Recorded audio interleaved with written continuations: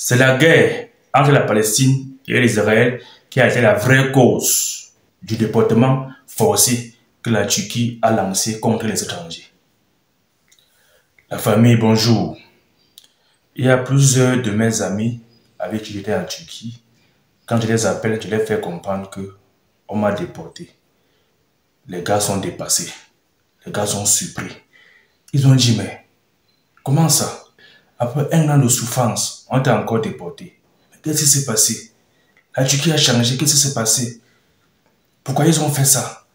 Les gars te posent beaucoup de questions. Ils veulent comprendre, ils veulent savoir. Parce que normalement en Turquie, tout le monde sait que là-bas la peine capitale pour les papiers c'est 1 an. Donc quand tu supportais les tortures pendant 1 an, tu étais sûr à 100% qu'on devait te libérer. Parce que j'ai même eu les amis qu'on a libérés 1 semaine avant moi, aux environs du 20 janvier 2024. Quand ils sont sortis, ils étaient sûrs qu'après 1 semaine, 2 semaines, on devait me libérer aussi et puis on devait se retrouver à l'extérieur. Il y a d'autres amis que j'ai rencontrés sur place, qu'on s'est créé des liens d'amitié sur place en prison. Et tellement c'était les moments de partage qu'on voulait vraiment sauvegarder, qu'on voulait vraiment garder les contacts, même une fois à l'extérieur. Donc tellement on s'était soudés, on faisait les prières ensemble, on se soutenait entre nous à travers les moments chaleureux de discussion et tout. Et on voulait vraiment garder ça.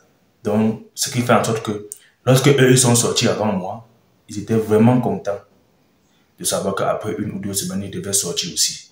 Donc ils m'attendaient franchement à l'extérieur. Les gars étaient vraiment dépassés de savoir que je me suis plutôt retrouvé au Cameroun. Alors qu'ils savaient qu'après 1 ou 2 semaines, on devait me libérer. Eux-mêmes se posaient des questions de savoir vraiment qu'est-ce qui s'est passé. Dans cette vidéo, je vais vous donner les détails.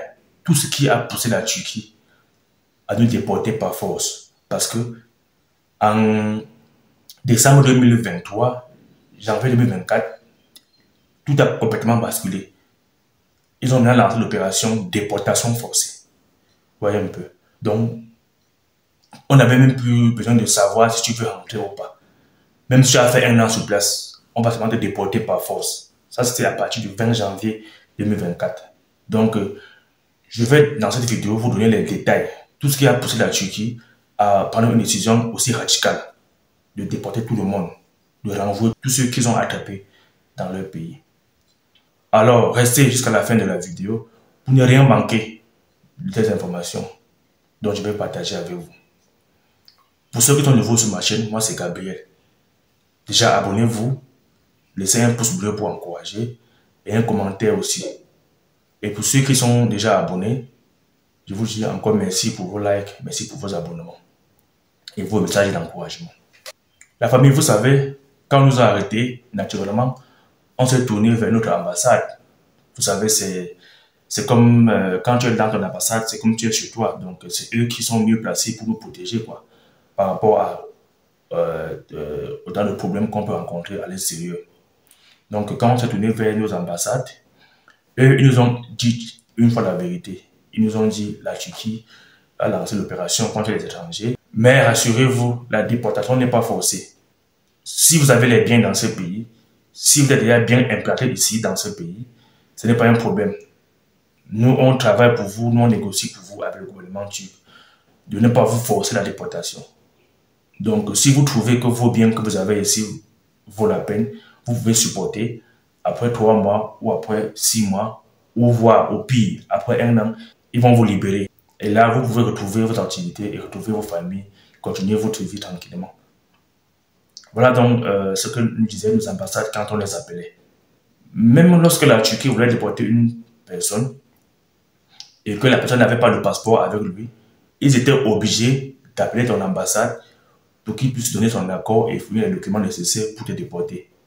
C'est ainsi qu'on a supporté les difficultés pour pouvoir sortir plus tard et retrouver encore notre activité d'avant ou bien, même s'il faut, se préparer, renvoyer nos choses au Cameroun, au pays et puis rentrer normalement comme il se doit dans notre pays. Mais malheureusement pour nous, vers la fin, pour des raisons que beaucoup d'entre vous ignorent, à la fin de ce séjour, fin 2023, début 2024, la Turquie encore a plutôt changé ses lois. voyez un peu. Au départ, le déport n'était pas forcé. Il fallait que tu donnes ton accord, ou bien il fallait que l'ambassade donne son accord pour qu'on puisse te déporter. C'est vrai que parfois, ils essayaient. Ils t'amènent à l'aéroport, ils te mettent devant les faits accomplis, tu vois comment l'avion est là et tout et tout. Si tu n'es pas vraiment déterminé, tu vas rentrer. C'était pour ceux qui avaient le passeport sur place. Parce que quand tu avais ton passeport sur place, pas besoin pour eux de demander l'accord de l'ambassade. Tu peux dire oui à tout moment et puis tu rentres volontairement, sans problème. La famille, au vu de tout ça, beaucoup de personnes qui nous connaissaient, nos amis dehors, même ceux avec qui on était, qui sont sortis avant nous, se sont posés beaucoup de questions. Mais qu'est-ce qui s'est passé? Et je m'en vais donc vous dire, vous donner les raisons principales pour lesquelles la Turquie s'est mise à déporter les gens maintenant par force. Ils ne voulaient plus comprendre. Et pour programmaient seulement le déport, ils paient les billets d'avion pour des militaires et pour toi, ils t'amènent dans ton pays directement, vol direct. C'est ce qui s'est passé après le 20 janvier 2024. La famille, si la Turquie a fait cela, c'était pour plusieurs raisons. Premièrement, déjà, il faut savoir que avant 2022, la Turquie n'avait pas encore le système d'empreinte numérique, comme là-bas partout dans les pays en Europe.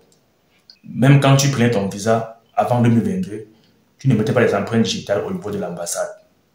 Quand tu voyageais, tu arrivais en Turquie, tout ce qu'ils avaient sur toi, c'était seulement ton nom dans leur système d'immigration et puis une photo de toi au niveau de l'entrée de l'aéroport, du check-in de l'aéroport à Istanbul. Voilà tout ce qu'ils avaient sur toi comme information. Alors, en 2022, ils ont changé la procédure. Ils ont commencé à installer les empreintes numériques dans les ambassades.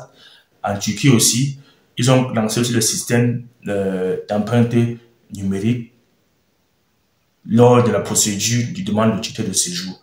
Avant, il n'y avait pas ça. Pour avoir ton document de séjour en ce moment, en 2022, il fallait mettre l'empreinte biométrique. Ils sont passés par là donc pour repérer tous nos origines, d'où on vient, nos pays de provenance et tout, pour avoir un contrôle donc sur nous. Vous voyez un peu comment on fait là-bas dans les pays européens. En 2022, avec le nouveau système qu'ils ont implanté, ils ont réussi à contrôler beaucoup de personnes.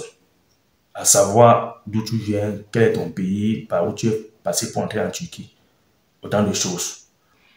Et ils ont donc utilisé ça comme une arme très fatale pour ceux qui donnaient les faux noms avec les faux pays. Donc pour ceux qui mentaient sur leur pays, quoi, sur leur provenance, pour ne pas être déportés, pour se protéger, pour ne pas être déportés. Et en second plan, la Turquie faisait toujours les réunions avec nos ambassades, parce que tout le temps les gens se plaignaient de la situation.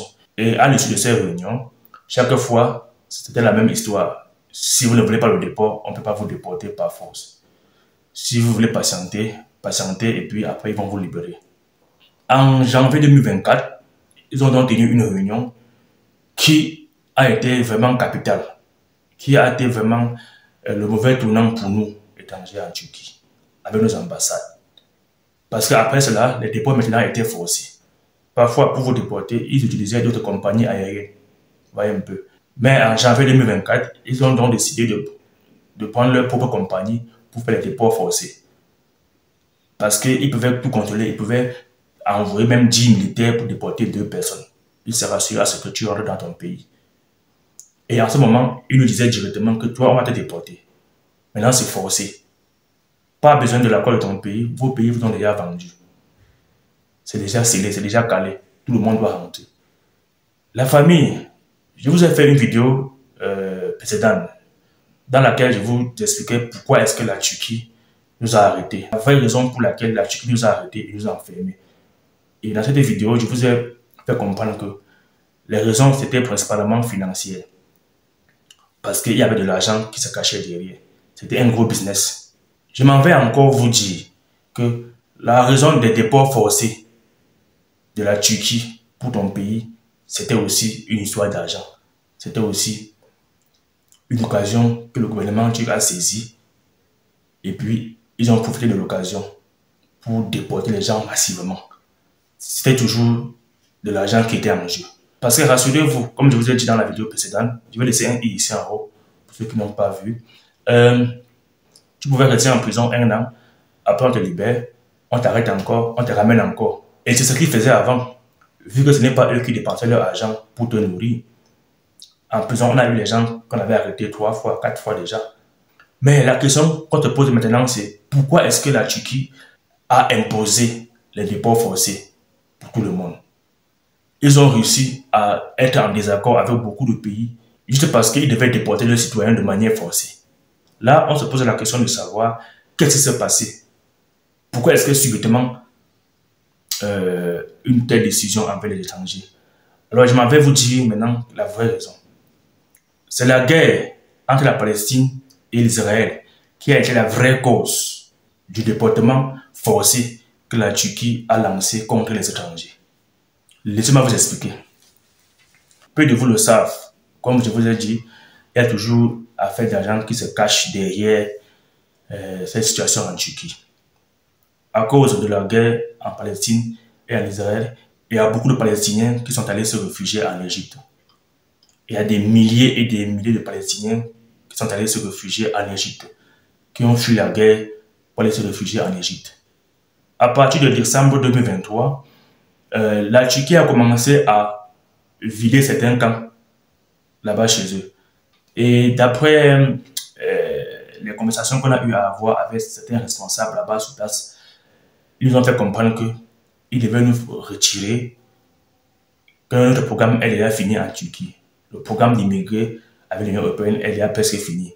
Donc ils vont nous retirer de là-bas pour faire venir les réfugiés palestiniens qui sont versés en Égypte. En fin 2023, si je ne me trompe pas, il y a le secrétaire général de l'ONU qui a été reçu par Erdogan par rapport à la situation.